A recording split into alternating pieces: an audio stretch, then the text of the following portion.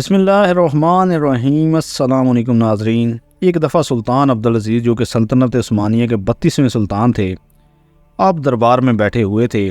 اس وقت خوشی کا سماں تھا، کیونکہ سلطان عبدالعزیز نے دشمن سے بغیر جنگ کیے مذاکرات سے ہی بہت بڑا قلعہ فتح کر لیا تھا، اور اسی خوشی میں اس وقت سلطان کی عدالت میں خوشی کا سماں چل رہا تھا۔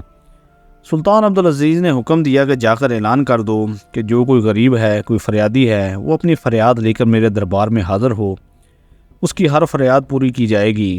وقت گزرنے لگا، تھوڑے سے وقت کے بعد ایک فریادی عدالت میں آنے لگے، اور سلطان عبدالعزیز خوشی کی وجہ سے لوگوں کے مسائل سننا شروع ہو گئے اور ان کو حل کرنے لگے۔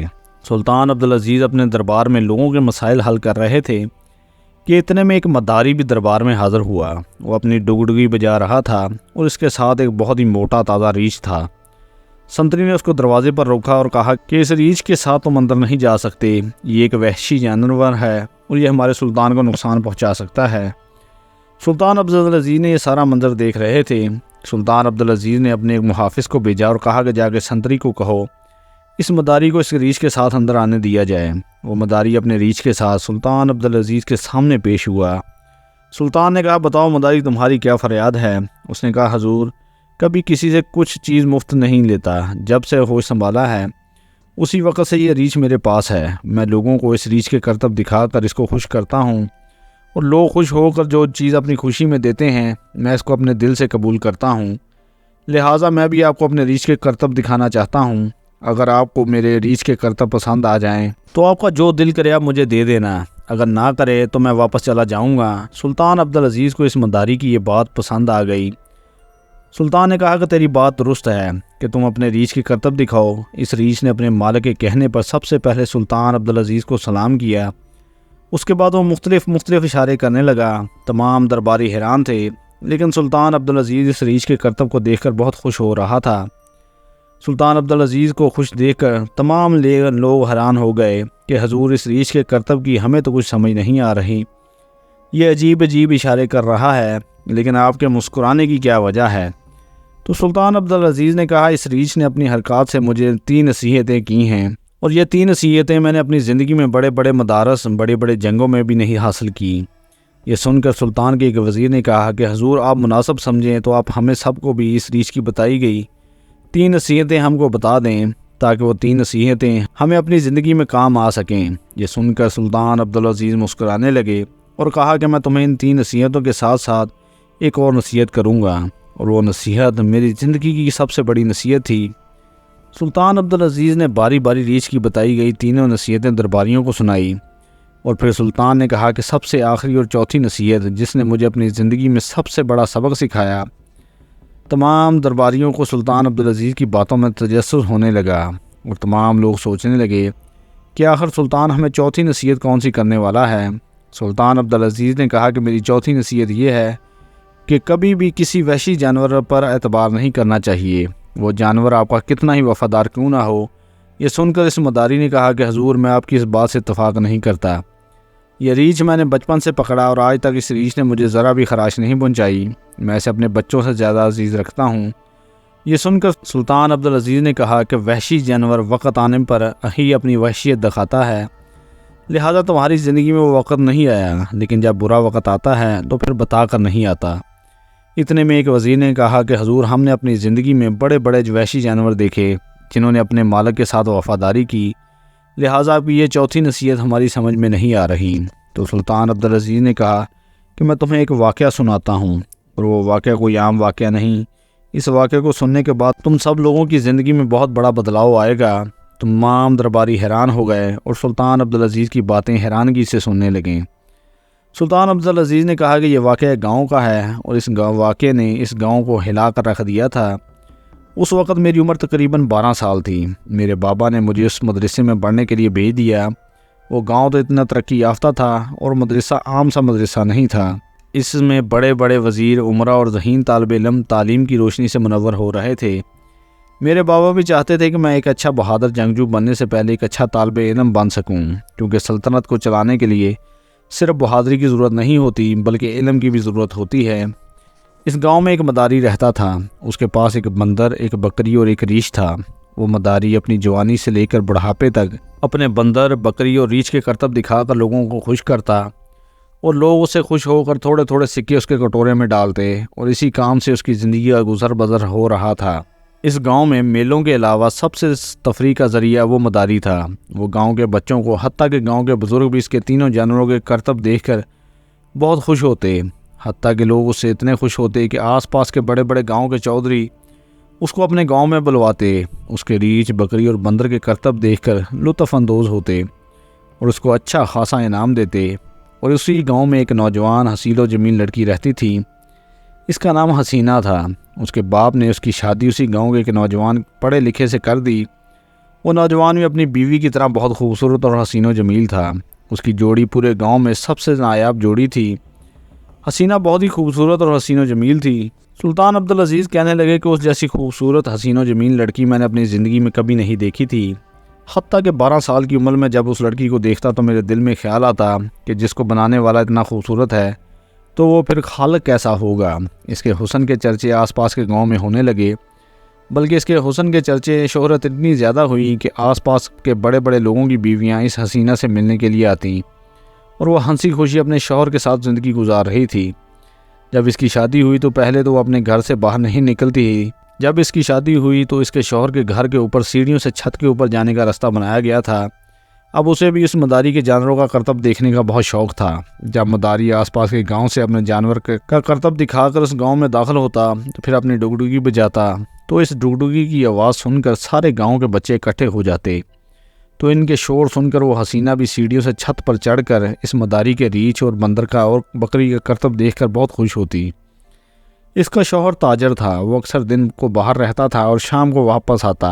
ایک دن حسینہ اپنے گھر میں کھانا تیار کر رہی تھی، اتنے میں اسے گاؤں کے بچوں کی آواز سنائی دی اور اس کے کانوں میں اس مداری کی ڈگڈگی کی آواز سنائی دی، تو اس نے جلتے چولہے کو چھوڑ کر سیڑھیوں سے چھت پر چڑھ گئی تاکہ اس مداری کے بندر اور بکری اور ریچھ کے کرتب کو دیکھ سکے۔ اب حسینہ چھت پر چڑھ کر یہ شغل دیکھ رہی تھی۔ مداری نے سب سے پہلے بکری کے کرتب دکھائے، پھر اس بندر کے کرتب دکھائے، اور آخر پر اس نے تمام گاؤں والوں کو مخاطب کر کے اپنے ریچھ کے کرتب دکھانا شروع کر دیے۔ ریچھ اپنے کرتب دکھا رہا تھا، اتنے میں ریچھ کی نظر اس حسینہ پر پڑ گئی۔ ریچھ نے کرتب دکھانا بند کر دیے۔ اس کے مالک نے ڈگڈگی بجائی، لیکن اس کا ریچھ صرف اس حسینہ کی طرف دیکھ رہا تھا۔ اس حسینہ کی تصویر اس ریچھ کی آنکھوں میں سما گئی۔ مداری نے سمجھا کہ شاید ریچھ اب تھک چکا ہے۔ اس نے گاؤں والوں کو خدا حافظ کہا اور اپنی جھونپڑی کی طرف چل پڑا۔ اس نے جا کر ریچھ کو اپنے پنجرے میں بند کر دیا اور رسی کے ساتھ باندھ کر کھانا کھا کر سو گیا۔ ادھر حسینہ بھی اپنے شوہر کے لیے کھانا تیار کا انتظار کرنے لگی۔ جب اس کا شوہر گھر لوٹا تو دونوں نے مل کر کھانا کھایا اور سونے کا انتظام کرنے لگے۔ ادھر ریچھ اپنے پنجرے میں تڑپ رہا تھا، وہ اس حسینہ پر عاشق ہو چکا تھا۔ کوئی نہیں جانتا تھا کہ اس ریچھ کی وجہ سے اس گاؤں پر کتنی بڑی قیامت آنے والی ہے۔ آخر اس ریچھ کی وحشیت سے اس گاؤں میں کیا ہونے والا تھا کوئی نہیں جانتا تھا۔ وہ مداری گدھے گھوڑے بیچ کر تھکاوٹ کی وجہ سے سو رہا تھا۔ ریچھ نے غصے میں آ کر رسی کو کاٹنا شروع کر دیا۔ رسی کاٹتے کاٹتے جب ریچھ نے رسی کاٹ دی تو اس نے لاتوں سے اس پنجرے کو توڑا اور حسینہ کے گھر کی طرف دوڑ لگا دی۔ جب وہ حسینہ کے گھر کے دروازے پر پہنچا تو آگے سے دروازہ بند تھا۔ اس نے دروازے پر لاتیں مارنا شروع کر دیں، لیکن وہ دروازہ کھل نہیں رہا تھا۔ جب ریچھ کو بہت زیادہ غصہ آیا تو اس نے دروازے پر زوردار ٹکر ماری، جس سے دروازہ ٹوٹ گیا۔ اتنے میں حسینہ کے شوہر اس کی آنکھ کھل گئی اور وہ ڈر گئے کہ ہمارے گھر میں شاید کوئی چور گھس آیا ہے۔ حسینہ کے شوہر نے جیسے ہی دیا جلایا تو اس کی نظر اس کے مداری کے ریچھ پر پڑی جو ان کے کمرے کی طرف آ رہا تھا۔ وہ دونوں بہت ڈر گئے اور اس نے ریچھ کو روکنے کی بہت کوشش کی تو ریچھ نے ایک پنجہ مارا اور حسینہ کے شوہر کو پٹک کر پھینک دیا۔ اس کا شوہر دیوار پر ٹکر کھانے کی وجہ سے بے ہوش ہو گیا اور وہ سیدھا کمرے میں گیا۔ حسینہ پہلے سے بہت ڈری ہوئی تھی۔ ریچھ نے حسینہ کو اٹھایا اور وہاں سے نکلنے لگا۔ اتنے میں اس کے شوہر کو ہوش آیا، اس نے روکنے کی پوری کوشش کی لیکن پھر بھی ریچھ نہ رکا۔ حسینہ کا شوہر پورے گاؤں میں چیخنے چلانے لگا۔ سارا گاؤں اکٹھا ہو گیا اور تلاش کرتے کرتے اس مداری کی جھونپڑی کے ارد گرد پہنچ گئے۔ مداری کو نہیں پتا تھا کہ یہ سب کیا ہو رہا ہے۔ لوگوں نے دیکھا کہ ریچھ نے ایک پتھر پر اس لڑکی کو بٹھایا ہوا ہے اور وہ لڑکی بہت ڈری ہوئی ہے اور وہ ریچھ اس کے پیر چاٹ رہا ہے۔ سارے گاؤں والے سمجھ چکے تھے کہ یہ ریچھ اس حسینہ پر عاشق ہو چکا ہے، لہٰذا کوئی اس ریچھ کے غصے کو دیکھ کر اس کے قریب جانے سے ڈر رہا تھا۔ اتنے میں مداری نے کوشش کی کہ کسی طرح اس ریچھ کے چنگل سے لڑکی کو بچایا جائے، لیکن جیسے ہی مداری ریچھ کے قریب گیا تو اس نے مداری پر بھی حملہ کرنے کی کوشش کی۔ مداری بھی سمجھ چکا تھا کہ ریچھ اب پاگل ہو چکا ہے، اس کو کسی طریقے سے اس لڑکی کو بچانا ہوگا۔ اتنے میں ایک سمجھدار آدمی نے کہا کہ جانور سب سے زیادہ آگ سے ڈرتا ہے، لہٰذا اس کے آگ کی کوئی جلتی ہوئی چیز پھینکو، یہ جیسے ہی آگ سے ڈر کر پیچھے ہوگا ہم اس لڑکی کو وہاں سے نکال لیں گے۔ اور اس آدمی کی ترکیب کام کر گئی اور اس لڑکی کو آزاد کروا لیا گیا۔ اب گاؤں والوں کو اس مداری پر بہت غصہ ہو گئے اور چودھری صاحب نے اس مداری کو گاؤں سے بے دخل کر دیا اور کہا کہ کبھی اس گاؤں میں داخل ہونے کی کوشش نہ کرنا۔ اب وہ مداری ریچھ کو پکڑ کر لے گیا۔ وقت گزرتا رہا، ایک ہفتہ گزرا کہ اب مداری نے سوچا کہ یہ گاؤں والے ساری بات بھول چکے ہوں گے اور یہ ریچھ بھی جانور ہے، یہ بھی سب کچھ بھول چکا ہوگا، لہٰذا اب اپنے گاؤں واپس جانا چاہیے۔ اب وہ خاموشی سے مداری اپنے ریچھ، بندر اور بکری کو لے کر اپنی جھونپڑی میں آ گیا۔ اس نے دوبارہ سے اپنے پنجرے کو مرمت کر کے اس میں ریچھ کو مضبوطی سے باندھ دیا اور پھر رات کو سو گیا۔ اب حسینہ بھی یہ بات تھوڑی تھوڑی بھول چکی تھی، لیکن اس کے دل میں یہ خوف ابھی تک موجود تھا۔ جیسے ہی آدھی رات کا وقت ہوا، پھر سے ریچھ میں وحشیت جاگنے لگی اور وہ اس نے پھر سے رسی کاٹی اور پنجرے کو توڑ کر حسینہ کے گھر کی طرف دوڑ لگا دی۔ اب جیسے ہی وہ حسینہ کے گھر پہنچا تو دروازے پر شور کو دیکھ کر اس کے شوہر کو پتہ چل چکا تھا کہ پھر سے ریچھ آ گیا ہے۔ اس نے اپنی بیوی کو ساتھ لے کر ایک کمرے میں چلا گیا اور اس کے دروازہ اندر سے بند کر دیا، لیکن ریچھ جیسے ہی اندر داخل ہوا تو اس نے خوشبو سے سونگھ کر پتہ لگا لیا کہ کس کمرے میں حسینہ چھپی ہوئی ہے۔ اس نے کمرے کا دروازہ توڑنا شروع کر دیا۔ اس کے شوہر کو بھی اب یقین ہو چکا تھا کہ یہ دروازہ زیادہ دیر تک اس ریچھ کو نہیں روک پائے گا۔ اس نے اس حسینہ کو ایک صندوق میں لٹا کر صندوق کو بند کر دیا۔ جیسے ہی ریچھ نے دروازہ توڑا تو اس نے اس کے شوہر پر حملہ کر دیا اور اس کو وہیں مار دیا۔ اب سونگتے سونگتے وہ صندوق پر جا پہنچا جس میں حسینہ چھپی ہوئی تھی۔ ریچھ نے صندوق کو کھولنے کی پوری کوشش کی، لیکن صندوق اس سے نہ کھل پایا۔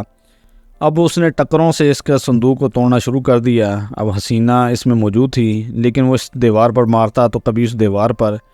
اس دوران اس حسینہ کو کافی چوٹیں آنے لگی، وہ بہت ڈر گئی، لیکن ریچھ نے پھر بھی رحم نہ کھایا اور مارتے مارتے اس نے حسینہ کی جان نکال کر رکھ دی۔ جب گاؤں والوں نے شور سن کر اس کے گھر میں پہنچے تو ریچھ حسینہ کا کام تمام کر چکا تھا۔ گاؤں والوں نے کلہاڑیاں اور تلواریں نکال کر اس ریچھ کے ٹکڑے ٹکڑے کر دیے اور اس مداری کو پکڑ کر قاضی صاحب کی عدالت میں لے گئے تاکہ قاضی صاحب اس کی سزا سنا سکیں۔ اور اس ریچھ کی وحشیت کی وجہ سے ایک گھر سے ایک ہی دن میں اس گاؤں میں 2 جنازے اٹھے۔ حالانکہ وہ ریچھ بچپن سے لے کر بڑھاپے تک اس مداری کے ساتھ تھا، لیکن جب اس کے اندر وحشیت جاگی تو اس نے نہ صرف اپنے مالک کا خیال کیا بلکہ کسی گاؤں کے آدمی کا بھی خیال نہ کیا، اور اپنی وحشیت میں آ کر اس نے اس حسینہ کا بھی قتل کر دیا اور اس کے شوہر کو بھی مار دیا۔